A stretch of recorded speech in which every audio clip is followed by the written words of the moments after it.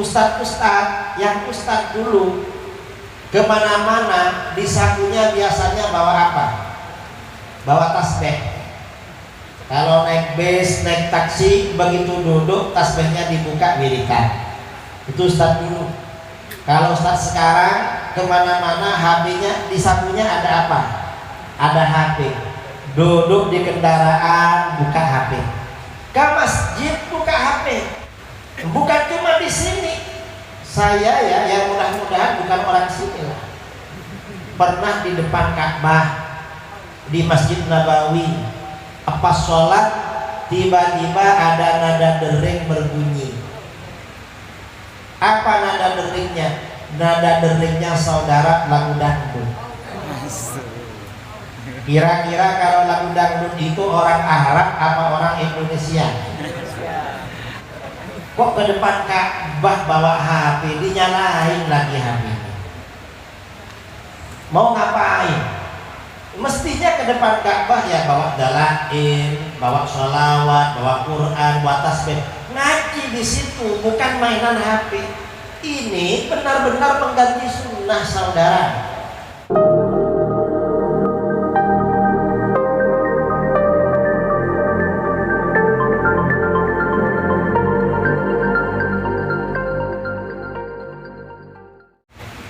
Assalamualaikum warahmatullahi wabarakatuh. Waalaikumsalam warahmatullahi wabarakatuh. Bismillahirrahmanirrahim.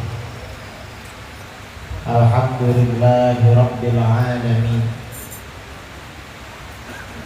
Lahul hamdu wa lahul fadlu wa lahul thana'ul hasan. Asyhadu an la ilaha illallah wahdahu la syarika lah.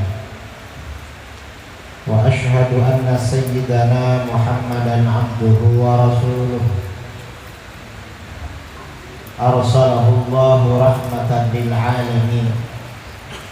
Basyiran wa nadhira wa da'iyan ila Allah bi'idnihi wa sirajan munira.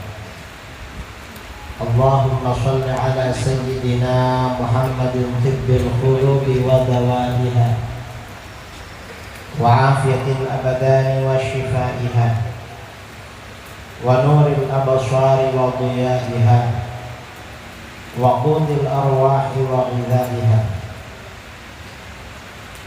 wa ala alihi wa sahbihi wa barik wa sallim amma ba'du. Para alim, para asatidz, para buya, para tuan guru yang saya muliakan dan saya hormati,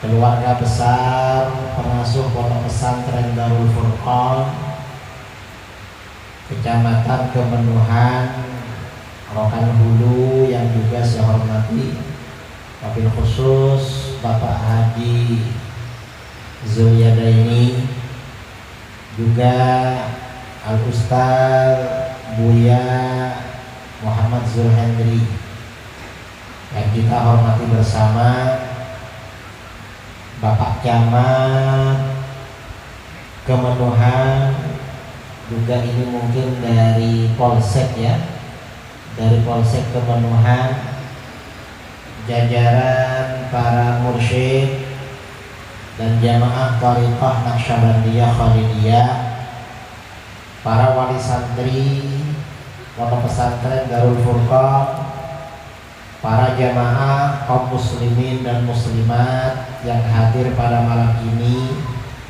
para santri putra maupun putri yang saya banggakan dan saya cintai.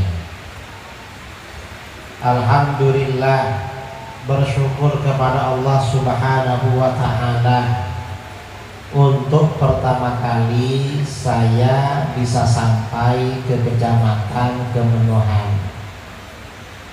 Tadi malam perjalanan dari Pekanbaru kira-kira sekitar jam 10, sampai sini jam 1:20 menit.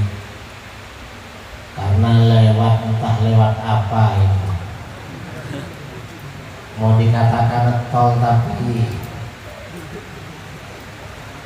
tidak halus jalannya, tapi cepat juga nyampe di sini.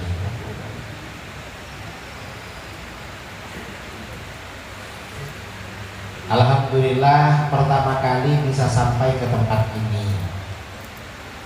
Yang ingin saya sampaikan dalam tabligh akbar malam ini adalah pentingnya pendidikan pondok pesantren, terutama pada zaman seperti sekarang ini.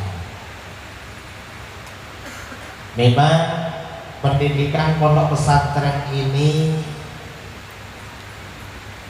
dirasa sangat penting zaman seperti sekarang, karena terjadinya carut marut, terjadinya banyak fitnah, kemudian juga munculnya berbagai macam persoalan di negeri kita. Ini karena saudara-saudara kita, terutama yang duduk di kursi kekuasaan, itu jauh dari nilai-nilai agama. Karenanya penting memang anak-anak pondok ini lama di pondok sampai pandai sekali, kemudian terjun di mana-mana, agar yang mengendalikan negara ini orang-orang soleh. Ini karena yang mengendalikan sebagian ini kurang soleh atau tidak soleh sama sekali, negeri kita ribut terus. Sudah merdeka tapi ribut. Ini di negeri kita. Karenanya memang perlu mencetak generasi yang soleh dan soleha. Dan ini satu-satunya memang pondok pesantren. Apalagi kita hidup di masa yang disebut akhir zaman. Akhir zaman seperti sekarang ini banyak fitnah saudara. Dalam sebuah hadis riwayat Imam Abu Nuaim dalam Hilyatul Auliya dari Abdullah bin Mas'ud radhiyallahu anhu, Rasulullah sallallahu alaihi wasallam bersabda, "Kaifa antum idza labistum fitnatan fatuttakhadhu sunnatan yarbu fiha as-saghir wa yahramu fiha al-kabir." Bagaimana sikap kalian? Apa yang akan kalian lakukan apabila kalian telah berpakaian fitnah? Di akhir zaman ini disabdakan oleh Rasulullah SAW, umat Islam akan berpakaian fitnah. Kok dikatakan berpakaian fitnah? Ini kata kiasan, kata majas, kata sindiran. Maksudnya bagaimana? Manusia itu dalam kehidupan sehari-hari pasti butuh pakaian. Saudara ke tabligh akbar pakai baju, ke masjid pakai baju, ke kebun sawit, kebun karet, sini kebunnya apa saja, sawit sama karet ya, pakai baju, ke pasar kemana-mana pakai baju. Artinya apa? Baju ini merupakan satu kebutuhan pokok dalam kehidupan manusia. Gak ada orang yang gak pakai baju. Nah, di akhir zaman ada perkara-perkara, benda-benda yang sebenarnya menjadi fitnah. Fitnah itu artinya apa? Ujian. Fitnah itu bisa berarti ujian, bisa berarti godaan, bisa berarti tantangan. Artinya hal-hal yang akibatnya tidak baik, dampaknya negatif. Di akhir zaman ini banyak perkara-perkara, benda-benda yang sebenarnya menjadi menjadi fitnah, godaan, gangguan, merusak. Tetapi perkara-perkara itu kita butuhkan seperti halnya kita membutuhkan baju, seperti halnya kita butuh pakaian. Contohnya apa? Contohnya televisi. Kira-kira di kemenuhan televisi ada apa enggak? Ada ya? Di rumah-rumah ibu-ibu ada TV-nya apa enggak? Ada. Ada di TV. Kira-kira TV ini fitnah apa bukan fitnah? Godaan apa bukan godaan? Godaan. Tapi kita butuhkan saudara. Kita ini butuh. Mengapa? Orang sekarang kalau di rumahnya gak ada TV-nya, khawatir anaknya betah di rumah tetangga, di rumah saudara yang ada TV-nya. Kadang-kadang TV-nya bukan cuma satu. Di ruang tamu ada TV, di kamar bapaknya ada TV, di kamar anaknya ada TV. Ada TV terus. Dan ini fitnah.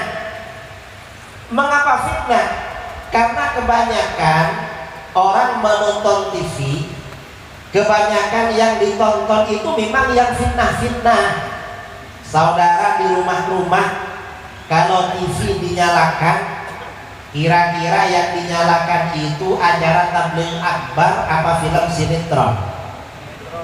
Kira-kira kan sinetron. Kalau sudah film saudara, yang namanya film itu fitnah. Apapun kalau sudah menjadi film itu fitnah. Mengapa fitnah? Coba ya, misalnya ada judul film tentang pesantren atau pondok, nanti ada bumbu-bumbunya yang menjadi fitnah. Apa? Misalnya ustadz lirik-lirikan dengan ustazah, itu di TV. Padahal di pondok gak boleh itu. Tapi pondok versi televisi ada begitu. Di televisi ini diajarkan bagaimana cara ngakali orang tua, bagaimana seorang anak laki-laki merayu lawan jenis, dan lain sebagainya. Jadi fitnah. Ini TV. Kemudian fitnah lain selain TV apa? Android, HP. HP ini kira-kira fitnah apa bukan? Saudara buka HP, kalau yang muda-muda ini rata-rata punya HP. Entah bapak yang tua-tua yang sudah aki-aki ini punya apa enggak kira-kira? Kadang-kadang punya. Saudara ini punya HP, HP-nya dibuka kira-kira karena ada keperluan atau main-main yang banyak. Yang banyak main-main, gak ada yang telepon, gak ada yang kirim WA, dibuka terus HP-nya. Sangat penting, kayak penting sekali. Ini fitnah. HP ini fitnah. Kemudian berbagai fitnah yang namanya televisi, namanya HP. Fatuttakhadhu sunnatan. Di akhir zaman ini dianggap sebagai sunnah. Apa maksudnya dianggap sunnah? Menjadi ganti amalan-amalan sunnah-sunnah yang dulu-dulu. Dulu sebelum TV ini masuk rumah-rumah, di kampung-kampung, di daerah-daerah yang ada TV-nya, dulu cuma orang yang paling kaya, yang biasa-biasa gak ada TV-nya. Anak-anak itu di kampung-kampung malam-malam kalau di Jawa tidur di masjid, di surau bersama kiainya, ngaji. Setelah sholat subuh ngaji lagi, baru pulang untuk sekolah umum. Itu dulu. Tapi setelah TV ini marak saudara, sejak era 90-an, channel TV bukan cuma TVRI, sudah 6 channel waktu itu. Dan acara TV siang malam selalu ada. Akhirnya apa? Anak-anak yang ngaji Al-Quran di musola, di langgar, sudah tidak bermalam lagi. Bermalam di rumahnya nonton TV. Itu pengaruh pada pendidikan. Belum lagi pengaruh pada orang-orang rumahan.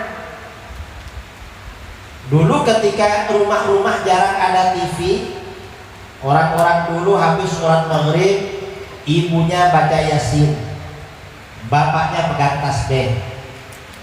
Nah, sekarang ini kalau kita lewat depan-depan rumah malam-malam habis maghrib, begitu selesai sholat maghrib, ibunya pegang remote di depan TV. bapaknya mainan HP. Artinya mengganti yang sunnah-sunnah dulu. HP juga gitu saudara. Jangankan orang biasa ya, ustadz-ustadz yang ustadz dulu kemana-mana di sakunya biasanya bawa apa? Bawa tasbih. Kalau naik bis, naik taksi, begitu duduk tasbihnya dibuka wiridan. Itu ustadz dulu. Kalau ustadz sekarang kemana-mana HP-nya di sakunya ada apa? Ada HP. Duduk di kendaraan buka HP. Ke masjid buka HP. Padahal ke masjid HP terus. Bukan cuma di sini. Saya ya yang mudah-mudahan bukan orang sini lah. Pernah di depan Ka'bah di Masjid Nabawi, pas sholat tiba-tiba ada nada dering berbunyi. Apa nada deringnya? Nada deringnya saudara lagu dangdut. Kira-kira kalau lagu dangdut itu orang Arab apa orang Indonesia? Orang mana? Indonesia. Kira-kira Indonesianya Jawa apa Riau?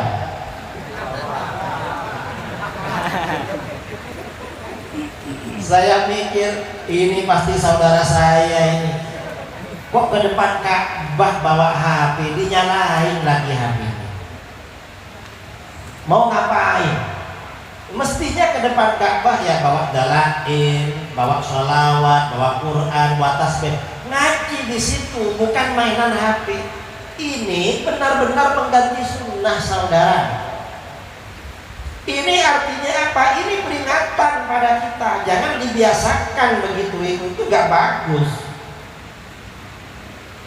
Karena ini merusak terhadap tatanan kehidupan beragama.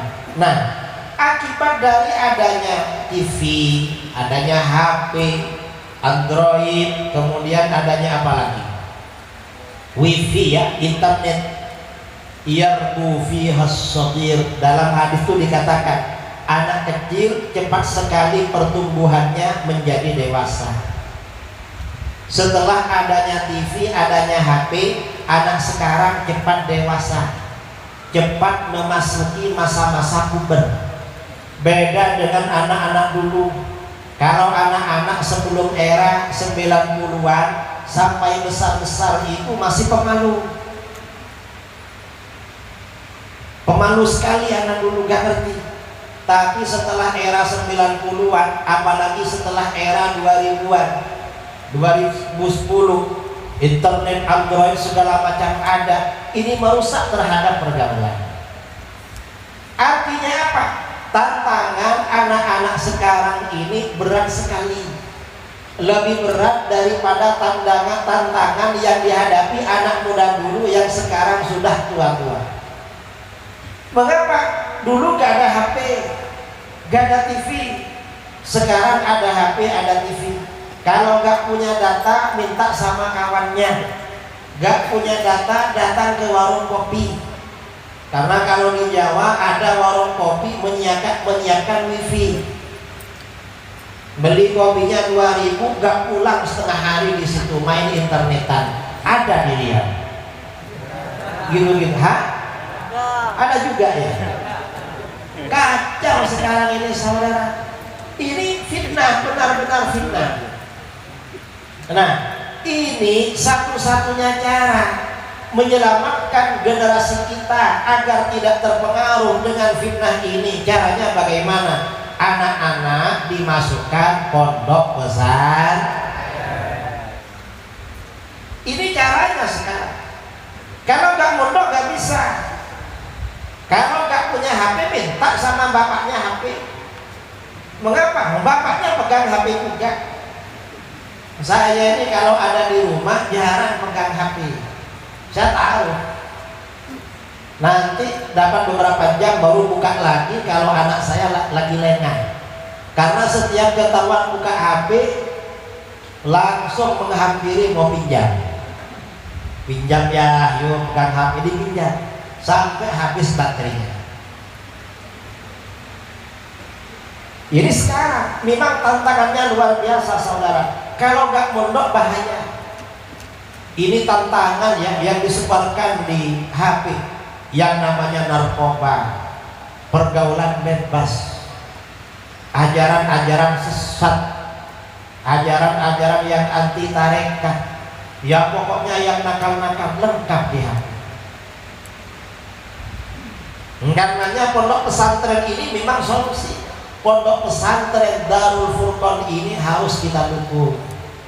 Anak-anak kita yang belum pondok masukkan ke pondok, karena pondok ini keren. Kalau ada tetangga, saudara, anaknya belum pondok, diajak untuk pondok. Mengapa? Di pondok ini gak ada TV, di pondok gak pegang HP. Insya Allah anak kita aman. Amin Allahumma amin. Ini pengaruhnya HP pada anak-anak. Dan pengaruh HP pada anak-anak dan TV sekarang ini apalagi? Anak-anak sekarang ini rata-rata bodoh. Gak secerdas anak-anak dulu karena pengaruh permainan. Kalau anak-anak dulu ini apa? Keluhan kiai-kiai, ustadz-ustadz yang ada santrinya. Kenapa ya santri sekarang ini gak pandai-pandai, gak cerdas-cerdas kayak santri dulu. Sekarang ada HP, ada TV, pikiran sibuk dengan itu. Kalau di pondok ini lumayan, ini pengaruh. Kemudian selain berpengaruh pada anak-anak, HP ini wayang promofi hal kabir. Orang yang dewasa menjadi tua, menjadi pikun, cepat sakit-sakitan, cepat mati, gara-gara fitnah yang namanya TV dan HP. Betul apa enggak sekarang? Betul. Kalau orang dulu sampai tua-tua fisiknya masih sehat-sehat, sekarang ini 35 ada yang kena asam urat, ada yang sudah mulai gula, nanti 40 mulai stroke ringan. Ya ringan aja dulu, mulai kena vertigo, macam-macam, cepat tua, cepat sakit orang sekarang. Mengapa? Gara-gara HP. Kok bisa gara-gara HP? Gara-gara HP tuntutan materi ini semakin tinggi. Gara-gara TV dan HP, anak-anak tiap hari nonton TV dan nonton HP. Di TV dan HP itu yang namanya iklan, saudara, gak pernah selesai. Setiap ada barang diiklankan, anaknya minta beli. Anaknya dibelikan, mamanya, istrinya minta juga. Akhirnya suaminya cepat tua. Betul? Belum lagi pengaruh terhadap suami istri. Gara-gara adanya HP, menurut catatan pengadilan agama di mana-mana di Indonesia, angka perceraian rumah tangga meningkat. Betul? Saya ini kira-kira tahun 2020 ya, 2019 saya mengisi acara di Duri. Mana Duri? Dekat sini ya. Hah? Perbatasan. Tadi malam lewat sana kan. Di Duri. Saya bermalam di mes macam hotel. Mungkin karena saya keluar masuk hotel itu pakai sorban, pakai gamis. Petugas cleaning service ya, petugas kebersihan itu sering bersih-bersih kamar saya. Bersih sekali. Setiap saya datang dibersihkan lagi. Saya curiga ini kayaknya ingin kenal saya. Akhirnya karena sering ke kamar, saya sapa. Apa kabar Bapak E? Apa kabar Pak? Loh, Pak Yai, Pak Yai nyapa saya katanya. Setelah saya sapa, ngomong-ngomong, akhirnya dia duduk. Gimana Pak Yai, saya boleh curhat apa enggak? Mau curhat apa? Gimana caranya Pak Yai mengembalikan barang hilang? Kamu kehilangan apa? Pak Yai, saya ini kehilangan istri. Istrinya Saya tanya dia ditinggal di mana istrinya? Apa ditinggal di terminal, apa di pasar? Loh, di rumah Pak Yai. Bertengkar sama istrinya? Gak ada, gak pernah bertengkar. Ada anak, anaknya 3 Pak Yai, kecil-kecil. Pegang HP, iya pegang HP. Lah gimana kehilangannya? Tahu-tahu meninggalkan rumah kirim pesan. Jangan cari aku lagi. Aku pergi jauh ke sana.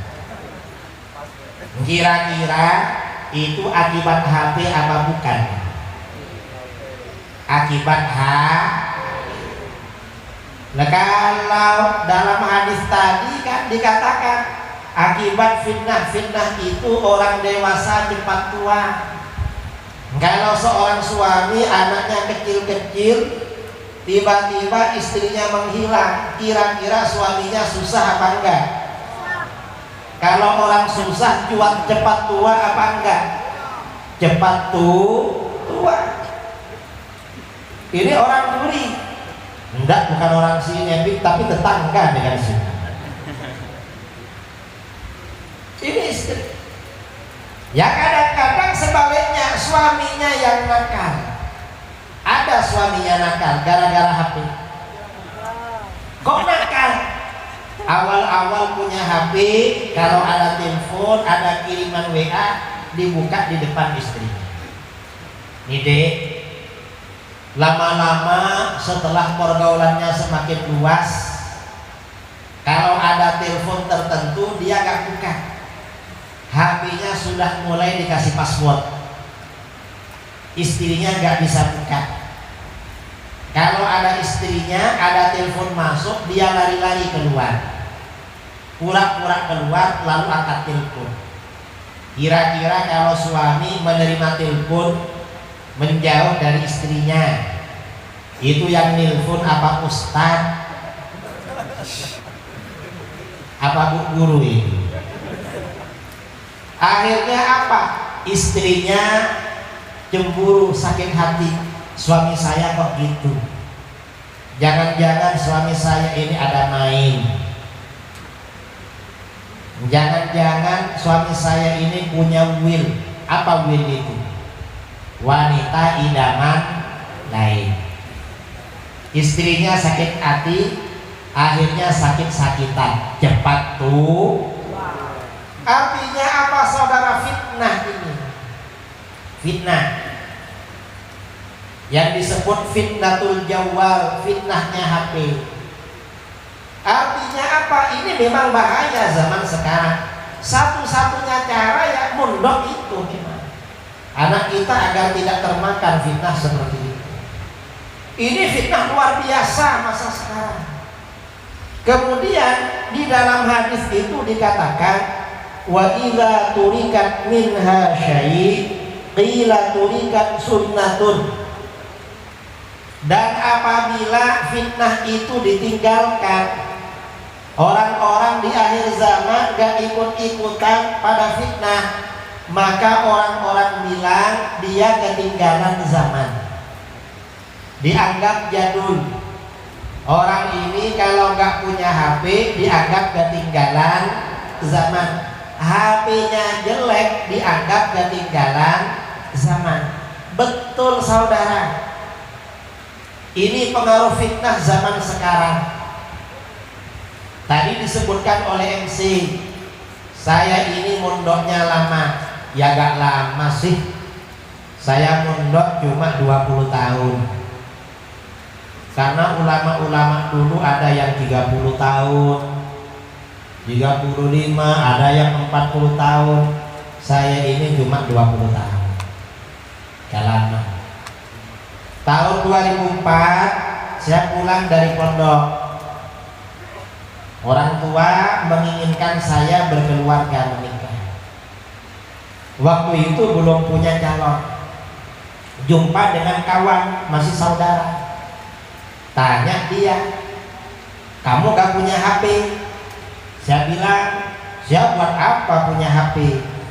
Saya tidak merasa perlu menelpon orang.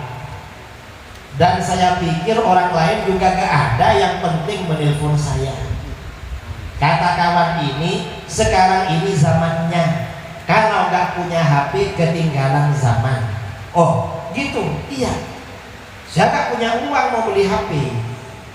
Ini baru pulang dari pondok ini, gak jelas mau kerja apa, mau gimana, gak jelas. Gak jelas. Kata kawan ini, kamu ini sering diperlukan kiai-kiai. Kiai-kiai kalau perlu sering nyuruh-nyuruh kamu, panggil kamu.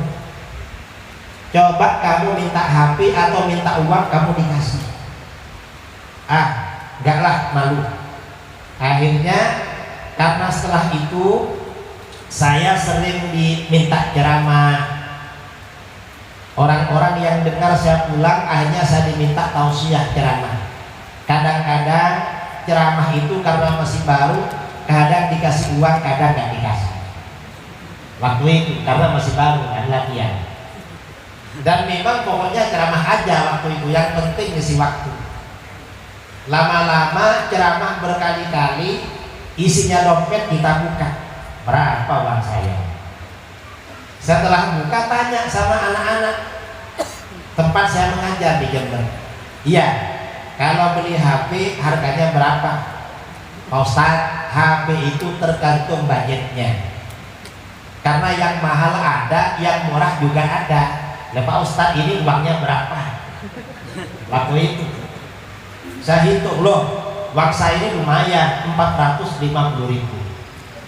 Wah, itu HP sudah bagus Ustadz, sudah bisa nelpon ke Amerika. Akhirnya beli HP seharga 400 saudara. Dan betul memang setelah punya HP harga 400, ada tetangga mau menelpon anaknya di Malaysia, bisa pakai HP saya. Loh, sudah bisa nelpon ke luar negeri. Padahal HP murah-murah. Takut ketinggalan Setelah punya HP bagaimana? Bingung juga saudara. Mengapa bingung? Ini yang mau ditelepon siapa? Keluarga saya di rumah nggak ada yang pegang HP. Mau nelpon siapa? Bingung juga. Itu awal punya HP. Akhirnya kebiasaan berubah. Awal punya HP. Kalau berjumpa dengan orang, biasanya dulu yang ditanya, gimana kabarmu? Sekarang yang ditanya, berapa nomor HP kamu? Nomor HP sekarang. Lama-lama menjelang bulan puasa, berbulan-bulan sibuk dengan HP. Sebentar lagi Ramadan. Ini HP nanti gak jadi ibadah. Akhirnya saya jual. Menjelang puasa, gak bilang-bilang langsung dijual. Pertengahan Ramadan kawan-kawan datang ke rumah. Apa? Kok gak bisa dihubungi? Sudah saya jual HP-nya. Akhirnya beli lagi saya. Sama kawan-kawan suruh beli lagi. Tahun 2009 jumpa kawan satu pondok. Tanya pada saya, 2009 saya sudah ceramah di luar provinsi. Cuma belum ke Sumatera waktu itu. Sudah ke Jawa Tengah, ke Bali. Jawa Tengah, Jogja dan Bali. Kawan ini tanya, Pak Ustadz, apa merek HP-nya? Loh, HP saya ini bagus. Ini terbaru, tipe terbaru. Ganti Pak Ustadz. Ganti apa? Sekarang ini eranya BlackBerry. Loh, BlackBerry itu apa? Ya Allah, Pak Ustadz ini ketinggalan zaman. Saya ini bukan ketinggalan, memang gak ikut rombongan. Jadi gak tahu memang. Apa BlackBerry? Pak Ustadz, kalau punya BlackBerry bisa kirim gambar, kirim suara, bahkan kalau mau Pak Ustadz bisa main Facebook. Nah, apa Facebook itu? Itu jaringan global Pak Ustadz. Dakwahnya bisa kemana-mana. Kalau Ustadz mau, kalau ada Facebook bisa untuk cari istri lagi. Waktu itu. Padahal saya sudah ceramah di luar provinsi. Di Jawa itu kalau Ustadz penceramah cari istri itu gampang. Ya tinggal bisik-bisik lah sama orang yang bisa dibisiki. Dicarikan sungguh. Ini HP. Lama-lama tahun 2014 ada seminar internasional di Surabaya. Para ulama dari berbagai daerah di Indonesia dan luar negeri kerjasama dengan Malaysia. Saya waktu itu sebagai panitia juga sebagai narasumber. HP masih jelek. Pas istirahat, kiai-kiai menghampiri saya semua, Pak Kiai, kok HP-nya jadul kan? Apa jadul itu? HP zaman dulu. Loh ada yang baru. Loh Pak Kiai ini kelasnya bukan ini. Pak Kiai ini minimal HP-nya levelnya Samsung Note 3. Loh kayak apa itu? Nanti kita antar bareng-bareng ke mall. Saya dibawa ke mall sama kiai-kiai ke Surabaya, suruh beli HP. Takut ketinggalan zaman. Artinya apa? Ini memang tuntutan zaman, saudara. Sekarang ini banyak masyarakat membeli barang-barang mewah itu bukan karena kebutuhan hidup, tetapi karena gaya hidup. Dan itu gak bagus. Mengapa gak bagus? Merusak seperti itu. Merusaknya di mana? Akhirnya yang ada di pikiran cuma urusan dunia. Pikirannya lupa urusan akhir. Kalau orang ini sudah lupa urusan akhirat, pikirannya dunia terus, ini yang disebut lupa daratan. Bukan lupa lautan, saudara, tapi lupa darah. Kalau sudah lupa daratan, kadang lupa dengan tugas dan fungsinya. Di negeri kita ini aneh, Pak polisi yang mestinya menjaga rakyat tembak menembak sesama polisinya. Ada apa enggak? Ada, cuma alhamdulillah bukan di sini. Ya mudah-mudahan Pak polisi tetap jaga rakyatnya lah. Jangan berantem sesama polisinya. Kita mikir, ya gimana bapak-bapak ini kok berantem sama polisinya? Yang melindungi kita siapa? Jangan-jangan nanti kita ditembak juga. Ini akibat orang-orang lupa darah. Dan gak boleh lupa daratan itu. Orang itu harus selalu ingat urusan akhir. Kalau dunia ingat dikit-dikit aja lah. Tapi kalau akhirat yang banyak. Mengapa? Karena itu memang tujuan. Tadi kan dikatakan, siapa yang bilang tadi? Orang ini kalau sudah mati baru ingat apa tujuan kita hidup di dunia. Makanya sabda Rasulullah SAW ya, pentingnya orang selalu memikirkan akhirat. Dan ini ada hubungannya juga dengan pondok. Man kanatil akhiratu hammahu ja'alallahu ghinahu fi qalbihi. Siapa yang menjadikan akhirat sebagai pikirannya, yang dipikirkan itu akhirat terus, maka Allah jadikan rasa kaya di hatinya. Artinya apa? Hatinya tidak akan dihinggapi rasa galau, tidak dihinggapi risau, gelisah karena urusan dunia. Mengapa? Karena pikirannya fokus memikirkan akhir. Ini kalau orang pikirannya akhirat. Waktunya anaknya belajar karena pikirannya akhirat. Ini kemana ini? Sekolah umum apa ke pondok? Akhirat. Akhirnya masuk karena pikirannya akhir. Jadi apapun harus akhirat pikirannya. Jadi apapun, buka warung, buka toko. Orang buka toko ini bisa untuk akhirat, bisa untuk dunia. Gimana kalau untuk akhirat? Kamu kenapa buka toko? Pertama, saya buka toko niatnya untuk memudahkan hajat umat Islam atau orang-orang sekitar sini. Kalau perlu apa-apa, gak perlu jauh-jauh beli barang, cukup ke toko saya. Ini kan namanya niatnya memudahkan orang lah. Yang kedua, kalau adalah banyak sebagai bekal untuk beribadah kepada Allah. Akhirnya bagaimana? Walaupun buka toko, karena niatnya sebagai bekal beribadah, ada nilai ibadah. Yang ketiga, kalau ada lebihnya untuk sedekah kepada mu'afa, fakir miskin, tambah ibadah lagi saudara. Ini orang buka toko. Jadi pejabat begitu juga, ngelamar jadi polisi, akhirnya jadi sungguh, ngelamar jadi guru, ASN, pegawai negeri. Tujuannya apa? Saya ini begini tujuannya agar fisik saya berguna bagi kepentingan bangsa atau bagi kepentingan umat Islam.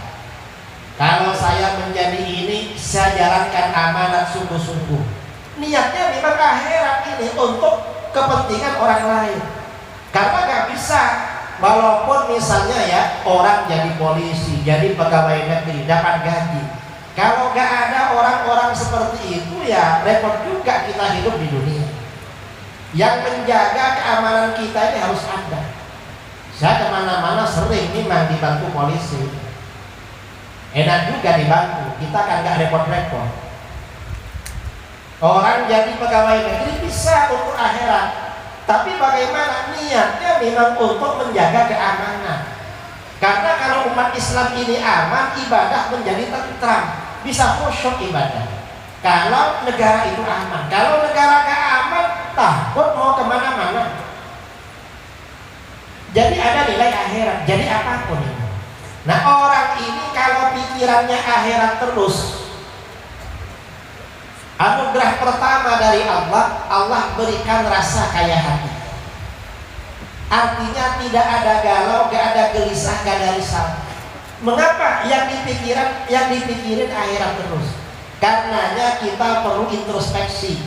Kalau sewaktu-waktu di pikiran kita ada perasaan galau, ada risau, ada gelisah, susah tentang rezeki yang akan datang, jangan-jangan kita ini kurang memikirkan akhirat. Ini balasan yang pertama. Yang kedua, orang yang pikirannya akhirat, anugerah yang kedua dari Allah, wa jama'a lahu syamlahu. Allah himpun baginya orang-orangnya. Artinya apa? Orang ini gampang rukun dengan orang lain. Ini kalau orang yang ikhlas-ikhlas. Para ulama kita, guru-guru kita, tokoh-tokoh kita yang ikhlas-ikhlas, pikirannya akhirat terus, semua orang dekat dengan dia. Kadang-kadang di mana-mana Pak polisi itu kadang ada yang tulus, gak nakal, itu dekat dengan orang, walaupun Pak polisi. Apapun itu, memang dekat, itu balasan dari Allah. Orang ini kalau pikirannya akhirat terus, didekatkan dengan orang. Karenanya kiai-kiai, para ulama yang soleh-soleh, itu siapa saja, mulai dari yang baik-baik, yang nakal-nakal, yang jahat-jahat, datang semua pada beliau. Diterima. Mengapa? Beliau gak ada pikiran apa-apa, gak ada kepentingan. Orangnya ikhlas, gampang rukun dengan orang. Yang ketiga, balasan yang ketiga dari Allah, anugerah yang ketiga, wa atat dunya wa hiya raghimatun. Dunia datang pada orang tersebut dalam keadaan hina. Artinya apa? Orang yang ikhlas, pikirannya akhirat terus, rizkinya datang dari jalan yang tak disangka-sangka. Rizkinya datang tanpa melelahkan pikiran, tanpa menyusahkan pikiran. Ini orang yang pikirannya akhirat terus. Dan ini banyak contohnya saudara. Ini yang pertama. Yang kedua, ini yang akhirat. Ada orang yang pikirannya dunia terus. Wa man kanatid dunya hammahu. Siapa yang menjadikan dunia sebagai pikirannya, yang dipikirkan itu urusan dunia, menumpuk kekayaan sebanyak-banyaknya, gak ada lagi kecuali dunia. Ja'alallahu faqrahu baina ainaihi. Allah jadikan rasa fakir hinggap di antara kedua matanya. Artinya apa? orang ini selalu dilanda ketakutan, selalu dihinggapi perasaan risau, dihinggapi kegalauan, dihinggapi kesusahan tentang rizki yang akan datang. Mengapa pikirannya? Karena pikirannya dunia dan kita sering perhatikan ada orang penghasilannya biasa-biasa tapi hidupnya tenang. Ada orang lebih kaya dari dia tapi lebih susah hidupnya, pikirannya lebih susah. Mengapa? Oh, berarti yang pertama orangnya ikhlas, banyak mikir akhirat. Yang kedua, walaupun kaya pikirannya uang terus, selalu dilanda ketakutan. Karenanya orang bekerja apapun kalau pikirannya dunia, kerja ini pikirannya dunia, ngelamar ini untuk dunia. Ini sebentar lagi 2024 banyak orang ngelamar. Ngelamar apa ya? Terserah lah. DPR. Kalau DPR ini tujuannya menumpuk kekayaan, dihinggapi rasa takut terus. Takut gak jadi. Nanti setelah jadi takut gak jadi lagi, ya macam-macam, nggak ada selesainya. Kalau jadi takut di PAW, takut dipecat, macam-macam. Kemudian wa farraqa lahu syamlahu, akibat yang kedua, orang yang pikirannya dunia terus, Allah cerai-beraikan dengan orang-orangnya, gampang berantem dengan kawannya, gampang bermusuhan. Kalau orang buka toko karena pikirannya dunia terus, ada tetangga sebelah buka toko juga, kira-kira marah apa enggak? Marah. Karena pikirannya dunia. Coba dia pikirannya akhirat, wes gak apa-apalah, bagi-bagi, rizki gak akan pindah, santai dia, pikirannya akhirat. Begitu bapaknya meninggal, bapaknya kaya, anak-anaknya berantem. Mengapa berantem? Karena rebutan dunia, bikin bermusuhan saudara dunia ini. Yang ketiga, akibat dunia, orang yang pikirannya dunia terus, akibat yang ketiga, walam yatihi minad dunya illa ma qaddara lahu, dan dunia yang datang pada dia hanya yang ditakdirkan oleh Allah, yang tak ditakdirkan gak akan datang. Maunya ingin kaya secara cepat, akhirnya segala cara dilakukan, belum tercapai mati dia. Ini ada cerita, tapi bukan cerita sekarang, yang sekarang nggak perlu diceritakan karena ceritanya tahu semua dan ceritanya berubah-ubah tiap hari. Yang sekarang ini cerita ya dulu tentang Nabiullah Isa alaihissalam. Suatu ketika ada seorang anak muda mendatangi Nabi Isa. Ditanya oleh beliau, kamu perlu apa? Saya ingin mengabdi pada baginda, ingin menjadi pelayan, menjadi khadim. Apa kalau kata orang Riau? Khadim, pelayan yang ulama apa namanya? Pelayan. Ya dah, kalau begitu kamu ikut saya. Akhirnya anak muda ini berjalan. Dulu itu kemana-mana andalannya jalan kaki, berjalan sama Nabi Isa. Setelah waktu agak siang, waktunya sarapan pagi, Nabi Isa ngajak berhenti dulu, kita duduk. Begitu duduk, Nabi Isa mengeluarkan 3 potong roti. Kita sarapan dulu. Yang 1 potong buat kamu, 1 potong buat saya, 1-nya kita sisakan. Akhirnya makan roti berdua. Selesai makan roti, sisa 1 potong. Nabi Isa bersabda, tunggu ya di sini. Saya mau ke sungai, mau minum. Nabi Isa ke sungai. Setelah minum, Nabi Isa kembali lagi ke sini. Ternyata roti yang sisa 1 potong sudah habis. Nabi Isa tanya sama anak laki-laki itu, mana roti yang sisa 1 potong? Saya gak tahu Nabi Allah. Gak tahu? Iya. Ya dah, kalau gak tahu gak apa-apa. bilangnya gatal, padahal yang jaga dia di depannya. Ayo berangkat lagi, akhirnya berangkat lagi. Setelah perjalanan agak jauh, waktu siang lagi, waktunya makan siang, berhenti lagi, berhenti dulu. Begitu berhenti, tiba-tiba 3 ekor rusa, induk rusa bersama 2 anak rusa lewat.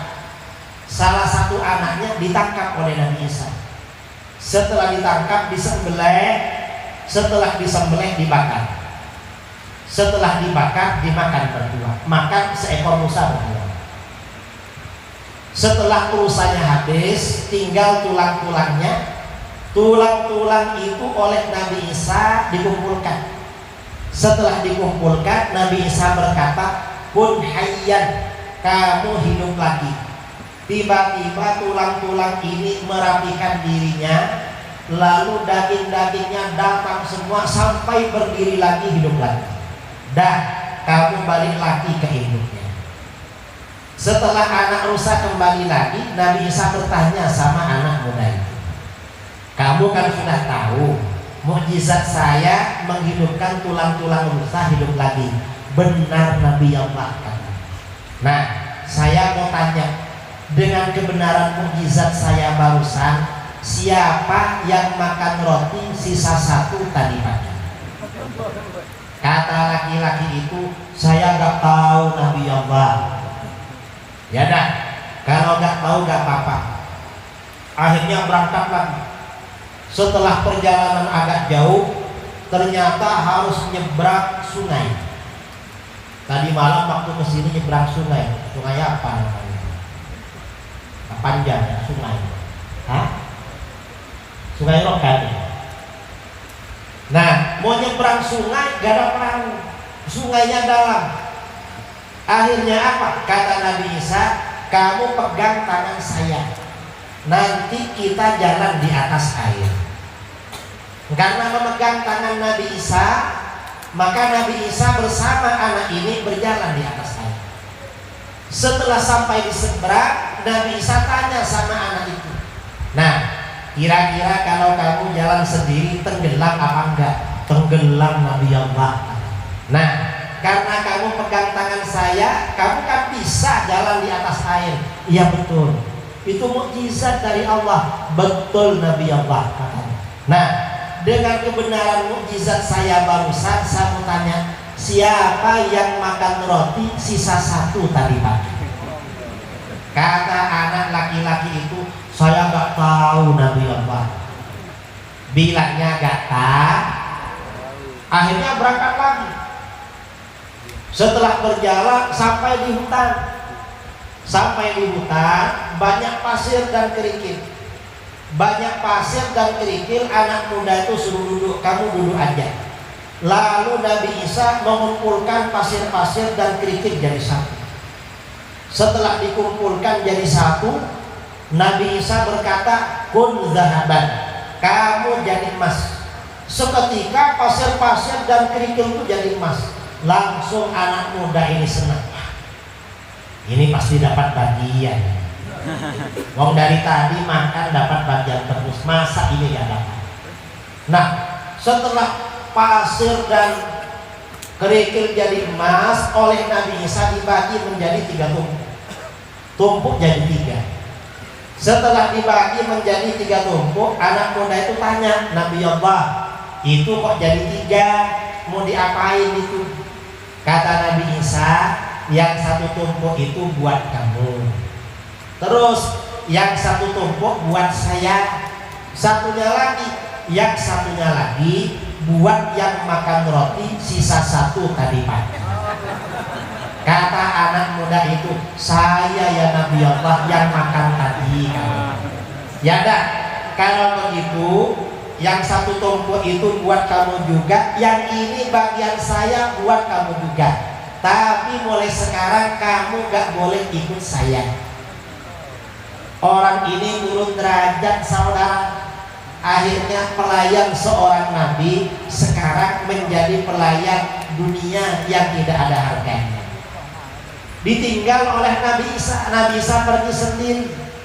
Anak laki-laki ini sibuk mengumpulkan emasnya yang bertumpuk-tumpuk. Ketika dia sedang sibuk mengumpulkan emasnya ini, datanglah dua perampok. Perampoknya 4 pedang. Kamu pilih mati atau hidup. Kalau diserahkan hidup, kalau nggak mau dipedang. Pilih.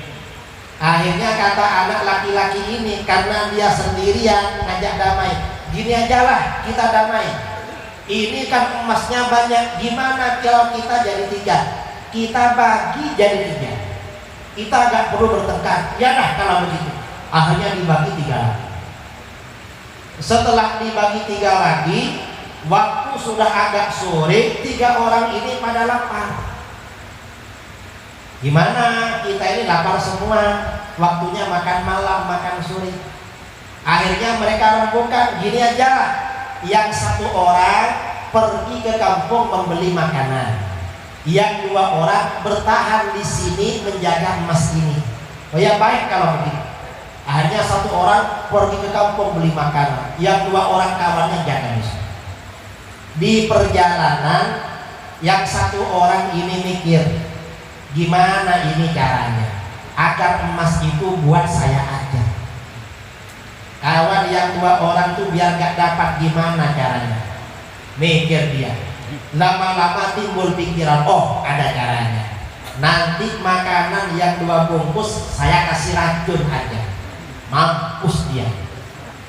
Akhirnya dia beli makanan 3 bungkus. Satunya dia makan, yang 2 bungkus dibuat bulat dan diberikan racun, kasih racun di dalam. Kawannya yang 2 orang di hutan bincang-bincang. Kawan, apa? Gimana caranya agar emas ini kita bagi 2 aja? Terus, ya kawan yang beli makanan biar gak dapat, gimana caranya enaknya? Gini aja lah, nanti dia datang kita pedang, mampus dia. Dan langsung ini kita bagi 2. Ya dah, oke. Begitu kawannya yang beli makanan datang, begitu menyerahkan makanan langsung dipedang. Dipedang mati dia. Setelah kawannya mati, 2 orang ini makan makanannya, karena ada racunnya mati juga. Akhirnya sama-sama ganda. Besoknya Nabi Isa lewat di situ. Lewat di situ sama murid-muridnya, sama sahabatnya, Hawariyin. Lewat di situ terkejut mereka. Nabi Allah, kenapa ini? Ada tumpukan emas, di sekitarnya ada 3 mayat tergeletak. Kenapa seperti ini? Kata Nabi Isa, itulah dunia. Itu dunia. Mereka mati karena rebutan. Semuanya sama-sama ingin menguasai. Kalau sama-sama ingin menguasai, tembak-tembakan saudara, mati semua. Cuma yang sekarang baru 1 yang mati, yang lain belum mati. Gak tahu kapan mau menyusul. Nah, ini artinya apa ya? Ini memang orang itu kalau pikirannya dunia terus, kadang belum dapat mati duluan. Sudah gak dapat mati lagi, matinya mengenaskan. Na'udzubillah min. Kalau orang ini pikirannya akhirat, rizkinya dunia datang dalam keadaan terhina. Saya ini sering saudara jumpa sebagian kiai ulama-ulama yang soleh cerita pada saya, itu pejabat itu kesini, ngapain kiai? Mau ngasih uang sekian M. Kiai gimana? Saya gak mau. Hina sekali dunia, ditolak-tolak. Karenanya kita ini ya di sini, di orang Riau, orang Medan, orang mana, orang Aceh, orang Padang, ini kan rata-rata ikut Thariqah Naqsyabandiyah Khalidiyah. Mursyidnya orang Rokan dulu, Maulana Syekh Abdul Wahab Rokan, yang makamnya ada di Besilang. Syekh Abdul Wahab itu istrinya ada berapa? 21. istrinya banyak saudara, dan beliau gak pernah cari istri. Istri itu kan dunia, datang istri. Nggak ada orang tua punya anak bernazar, nanti kalau dewasa dan cantik nazar tak kasihkan sama Syekh Abdul Wahab, diantarkan ke sana. Jadi dapat nazar istri. Mengapa? Karena ikhlas. Orang ikhlas gak mikir apa-apa ditawar-tawar itu. Yang kurang ikhlas ini gak ada yang menawarkan. Sudah cari kadang ditolak-tolak itu. Ya beda memang ya, beda kelas. Nah ulama-ulama dulu ya, ulama-ulama dulu nolak-nolak pada dunia, gak mau. Kita ini di Indonesia ada dua ulama yang karangannya level internasional. Pertama Syekh Nawawi Banten, yang kedua Syekh Mahfud Termas. Sama-sama mengajar dan mengarang kitab di Masjidil Haram. Waktu ibunya Syekh Mahfud Termas ini hamil Syekh Mahfud. Kalau siang hari ibunya berpuasa, malam hari berdoa pada Allah, ingin anaknya menjadi anak soleh. Suatu ketika ibunya ini katanya bawa beras mau dicuci ke sumur. Orangnya ikhlas, pikirannya urusan akhirat terus. Begitu menimba air, dulu kan sumur gak pakai keran kan, gak pakai sanyu. Dulu sumur itu pakai timba ya, pakai timba, pakai tali, pakai tampang. Begitu air disiramkan pada beras, berasnya berubah menjadi emas. Dunia memang datang dalam keadaan terhina. Ternyata bagaimana ibunya Syekh Mahfud gak mau, menangis pada Allah, ya Allah, saya ini berpuasa, beribadah, gak minta emas. Saya ini ingin anak saya jadi anak soleh. Tolong beras ini, emas ini kembalikan lagi jadi beras. Akhirnya jadi beras lah. Karena pikirannya anaknya anak soleh, oleh Allah digoda dengan emas gak mau, diuji dengan emas gak mau. Akhirnya anaknya setelah belajar di Jawa melanjutkan ke Mekah Al-Mukarramah karena sangat alim menjadi pengajar di Masjidil Haram. Karangannya Hasyiah At-Tarmasi itu tebalnya berapa? 6 jilid, diajarkan di mana-mana, menjadi rujukan para ulama sedunia. Ini karena beliau ini pikirannya akhirat. Coba mungkin seperti kita bawa beras ke sumur, tiba-tiba jadi emas, minta lagi sama Allah, ya Allah, beras saya bukan cuma ini, di kamar masih 2 karung, jadi bisa nggak jadi emas yang di sana? Minta lagi saudara. Mengapa? Beda kelas. Ya karena pikirannya memang dunia terus. Kalau orang-orang dulu para kekasih Allah gak mikir dunia. Karena gak mikir dunia, pikirannya akhirat terus. Dunia yang datang ditolak-tolak. Ditolak-tolak. Hina sekali dunia datang pada dia. Beda yang datang pada kita, agak mulia datangnya. Kadang-kadang uangnya dicium. Kok uang dicium? Bukan Al-Quran. Kalau Al-Quran dicium, lo kok dicium? Masih baru katanya. Ya walaupun baru tapi kan dunia, nggak perlu dicium, nggak ada barokahnya. Kalau Al-Quran memang dianjurkan dicium. Nah, ini artinya apa? Ini penting. Kita ini memang untuk merubah mindset kehidupan kita. Visi misi perlu ditata dalam kehidupan. Apa visi misinya? Bagaimana sekiranya apapun yang kita lakukan itu ada niat untuk kehidupan akhir. Jangan dunia terus yang dipikirkan. Kalau dunia terus gak selesai-selesai saudara. Orang mencari dunia itu bagaikan mengejar bayangannya sendiri, gak pernah kedapat. Karena kita ke barat, ikut ke barat itu dunia gak bisa dikejar. Saudara dulu sebelum punya motor ingin sekali punya motor, Coba punya motor enak ya, ke pasar kemana. Setelah punya motor bagaimana? Apa cukup? Gak cukup. Ingin punya mobil, ini yang enak punya mobil. Punya motor kurang enak. Dan mobil jelek-jelek gak apa-apa, akhirnya beli mobil agak jelek. Kira-kira setelah punya mobil jelek cukup apa enggak? Gak cukup lagi. Dunia ini gak cukup. Kalau pikiran ini untuk dunia gak pernah cukup, saudara. Karena dunia gak pernah cukup, kawannya sendiri dipistol ditembak sama dia. Karena gak cukup. Kalau orang ini pikirannya akhirat, apapun yang ada diterima dengan senang hati. Kalau sudah diterima dengan senang hati, ya tenang orangnya, hidupnya bahagia, hidupnya sejahtera. Ini pentingnya. Dan ini pendidikan yang mengajarkan seperti ini adalah pendidikan pondok pesantren. Karenanya kita ini ya, selain pendidikan termasuk mengikuti tarekat. Ikut tarekat ini kan agar kita latihan menjadi orang baik, agar kita juga sering berkumpul dengan orang soleh, agar kita juga istiqomah berzikir kepada Allah. Mengapa? Di dalam Al-Quran, ala bidzikrillah tatmainnul qulub.